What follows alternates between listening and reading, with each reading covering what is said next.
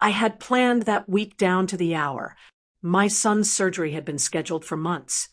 A simple procedure, they said, but nothing ever feels simple when it's your child on a hospital bed. My family knew the date. I reminded them again and again, partly because I wanted support, but mostly because I needed to believe that this time they would show up for something that actually mattered. Growing up, I had always been the responsible one, the fixer, the person everyone leaned on when life went sideways. I told myself that this was finally my moment to be the one who got held together by someone else. The morning of the surgery, I sat alone in the waiting room with a paper cup of burnt coffee, watching nurses walk past me in a blur. My phone stayed silent. No texts asking if he was out yet. No messages saying they were on the way. I tried to excuse it in my head, imagining traffic, forgotten alarms, small accidents that kept them away. But as the hours passed, I realized the truth before anyone said it out loud. They hadn't skipped because they couldn't come. They had skipped because they didn't want to.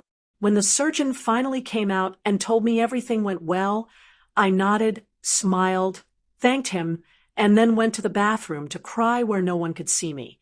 I held my face in my hands and felt that familiar weight settle in my chest, the one that always showed up when I accepted once again that my family loved me only when I was useful.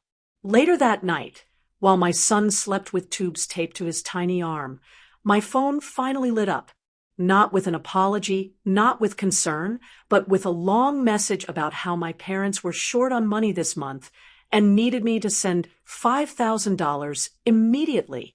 They framed it like a favor I owed them, reminding me of all the times they had been there for me, rewriting history, so cleanly that it almost made me doubt myself.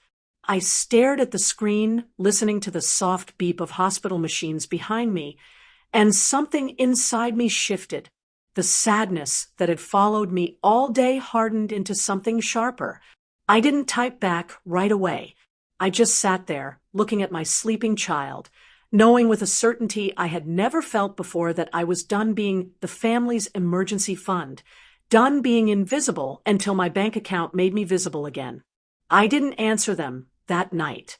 I tucked my phone under my leg, as if hiding it from the rest of the world would quiet the storm building inside me. The hospital room smelled faintly of antiseptic and plastic, and I lay awake on the stiff couch listening to my son breathe, each small rise of his chest grounding me in the only reality that mattered. Somewhere between midnight vitals and the soft shuffle of nurses, I realized that the silence from my family about the surgery wasn't an accident. It was a pattern, one I had been pretending not to see my entire life. By morning, I had half a dozen missed calls. My mother left a voicemail that started sweet and ended sharp, talking about family responsibility and how embarrassing it would be if the bank started asking questions about their accounts. She said it in a way that made it sound like a warning, not a request. I replayed it while watching my son eat his first spoonful of gelatin, his hand shaking slightly, his eyes still cloudy from anesthesia. The contrast was unbearable. My child was learning how to sit up again, and my parents were calculating how to squeeze me harder. As the day went on, messages from my siblings joined the chorus. They used the same tired lines about loyalty, about everything our parents had sacrificed, about how I had always been the one who handled things best. I could almost hear the unspoken part, the reason they were all suddenly so invested in my generosity. If I didn't step in, someone else would have to, and none of them wanted that burden. It dawned on me that they weren't just ignoring my pain. They were actively relying on it, confident that I would swallow it the way I always had. While my son slept that afternoon, I finally let myself go back through old emails and bank statements on my phone. The numbers told a story I had refused to read before.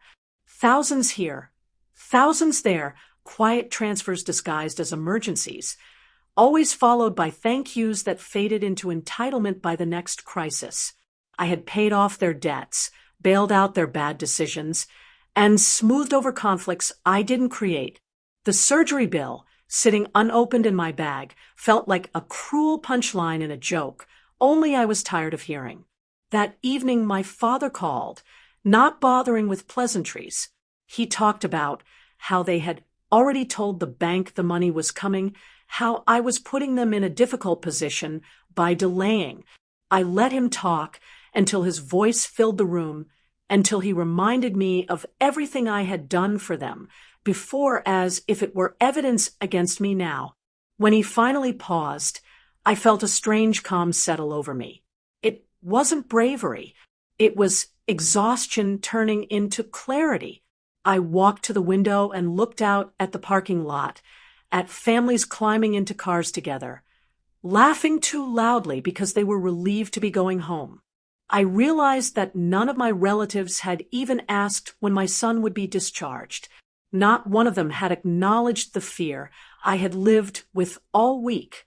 They had skipped the hardest day of my life and then tried to turn my kindness into collateral. An hour later, a new message popped up from my mother, colder this time, saying that if I didn't transfer the money by morning, she would contact the bank herself to sort things out. She framed it as help, but I heard the threat behind every word. My hands trembled as I set the phone down, not because I was scared of them, but because I finally understood the depth of their control. They weren't just asking. They were counting on the fact that I had never once told them no. I sat beside my son's bed, tracing the bandage on his arm with my eyes, and made a decision I should have made years ago. I wasn't going to send the money. I wasn't going to argue, explain, or apologize. Whatever happened next would be on them, not on me. And for the first time, the idea of their anger didn't feel heavier than the quiet resolve taking shape in my chest. The call from the bank came just after we were discharged. I was buckling my son into his car seat, his face pale but peaceful, when my phone vibrated with a number I didn't recognize. The representative spoke carefully, explaining that my parents had contacted them about an expected transfer that hadn't arrived. I actually laughed, a short, broken sound that startled even me, and told her there was no transfer coming, not today, not ever again. By the time I pulled into our driveway, my family's messages were flooding in. The tone had shifted from authority to panic, then to anger. They accused me of betrayal, of humiliating them, of forgetting where I came from. I didn't reply. I carried my son inside, laid him on the couch with his favorite blanket, and felt a stillness settle over the house that I had never known before. Later that night, after he fell asleep, I finally blocked their numbers. It wasn't dramatic. It was quiet, almost tender, like closing a door that had been slamming in the wind for years. I thought about the waiting room, the empty chairs, the surgery they skipped, and the money they thought would erase it all. Then I looked at my child, safe under my roof, and understood that the family I had been trying to save had never been the one I was meant to build.